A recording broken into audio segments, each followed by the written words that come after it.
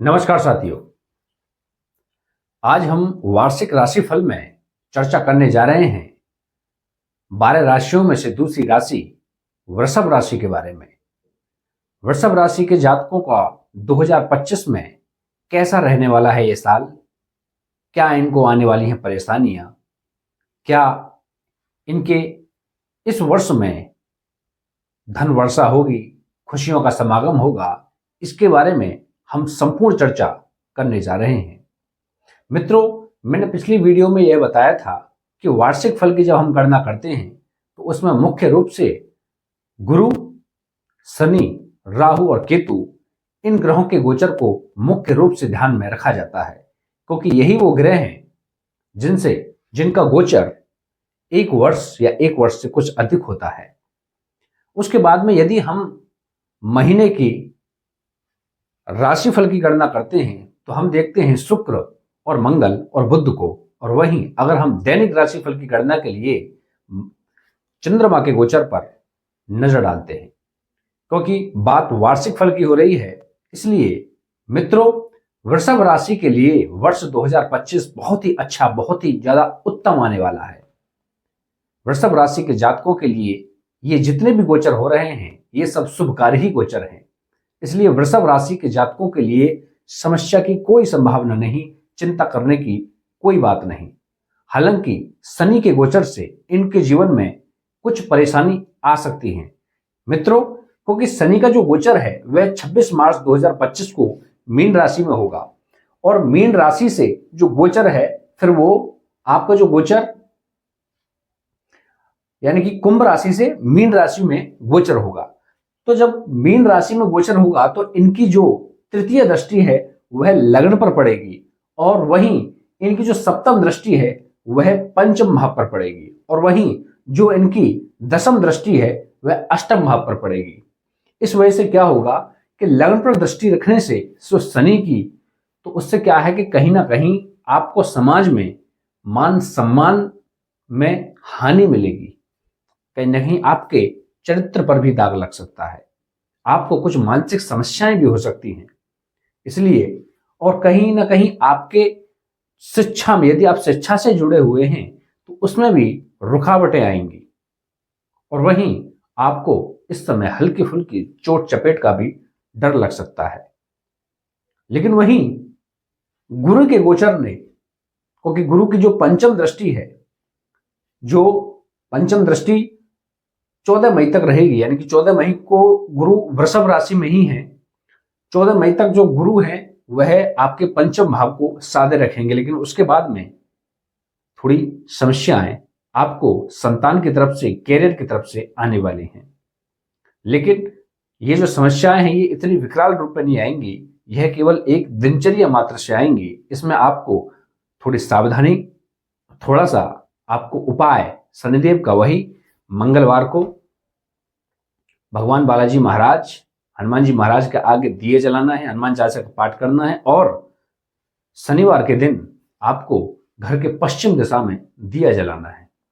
इससे ये जो छुटपुट परेशानियां हैं वह दूर होने लगेंगी मित्रों। वहीं राहु और केतु के गोचर से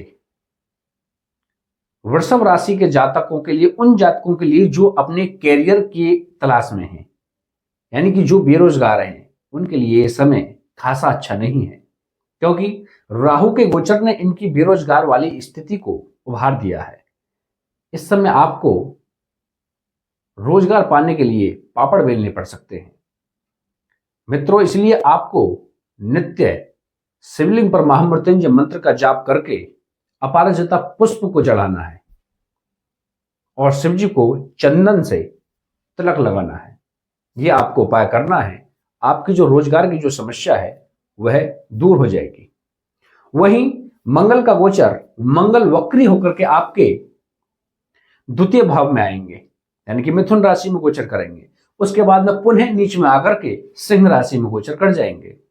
इसलिए आपको कहीं ना कहीं धन संपदा की हानि मिलेगी मई तक। उसके बाद में फिर आपके भाइयों से तो मनमुटाव होगा, लेकिन धन की तरफ से कोई समस्या नहीं आएगी मित्रों। को गुरु के गोचर ने यानी कि जो गुरु का जो गोचर है वो 14 मई 2025 को मिथुन राशि में होगा, रात्रि के 11:20 पर।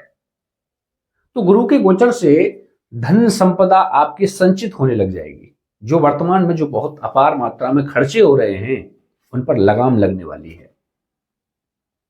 आय के साधन अवश्य खुलेंगे और आप पैसे यानी कि आपके जो धन है वो पैसा है वह जुड़ने लगेगा। पैतृक संपत्ति भी बढ़ेगी। इसलिए गुरु का गोचर आपके लिए अत्यंत शुभकारी है। वहीं आपके जो लग्नेश हैं वह शुक्र हैं और शुक्रदेव 27 जनवरी 2025 को अपनी उच्च राशि में गोचर करेंगे। यह बहुत ही अच्छी स्थिति है। ऐसी स्थिति में क्या होगा, क्योंकि शुक्र मीन राशि में गोचर करने पर लाभ स्थान में विराजमान होंगे, जिससे आपके नए आय के स्रोत खुलेंगे, धन का आगमन होगा। खूब धन आप इस समय अर्जित करने वाले हैं, संचित भी होगा धन और आप धन कमाएंगे भी खूब। इसलिए मई के बाद में यानी कि 27 जनवरी 2025 से लेकर के मई तक आप खूब धन कमाने वाले हैं। उसके बाद भी धन आप कमाएंगे, लेकिन यह समय आपका पीक टाइम का समय है। इसलिए मित्रों, वृषभ राशि के जातकों के लिए 2025 ताबड़तोड़ धन वर्षा का समय है। इस समय आप यदि कोई व्यवसाय करना चाहते हैं तो यह बहुत ही ज्यादा अच्छा अवसर है। आप वर्ष की शुरुआत से ही आप कोई व्यवसाय कर सकते हैं। यह बहुत अच्छी स्थिति है, क्योंकि लग्न में गुरु का जो गोचर है उसकी जो सप्तम दृष्टि है वह आपके जहां पर वृश्चिक राशि है उस पर है। और ये 7वां जो भाव होता है ये व्यवसाय का भाव होता है, पत्नी का भी भाव होता है। तो इस पर दृष्टि से कहीं ना कहीं आपके जो व्यवसाय के जो साधन हैं उसमें अच्छी खासी उन्नति देखने को मिलेगी। और वहीं शुक्र इसमें प्रधान है, शुक्र अच्छी स्थिति में बनेंगे और आय के स्रोत, क्योंकि व्यवसाय होगा तो उसमें कहीं ना कहीं आमदनी भी होगी। तो आमदनी के कारक भी शुक्र अच्छी स्थिति में हैं, इसलिए व्यवसाय में आप बिल्कुल उन्नति करेंगे। इसलिए वृषभ राशि के जातकों के लिए 2025 बहुत ही ज्यादा मंगलमय है, बहुत ही अच्छी स्थिति में है। यह आपके लिए मंगल ही मंगल करने वाला है। थोड़ी सी आपको सावधानियां हैं। वहीं सावधानी क्या है, छुटपुट आपको कहीं ना कहीं एक्सीडेंट हो सकता है। बहुत घातक एक्सीडेंट नहीं, छुटपुट समस्या आएंगी। उसका सिर्फ मैंने उपाय आपको बताया है, वही नित्य श्री हनुमान जी बालाजी महाराज का आगे आपको दीपक जलाना है। और छुटपुट आपको मानसिक समस्याएं लग सकती हैं, वो आप उपाय करेंगे। ये सब शनि के उपाय हैं, क्योंकि शनि के ही गोचर से आपको कुछ समस्याएं आने वाली हैं।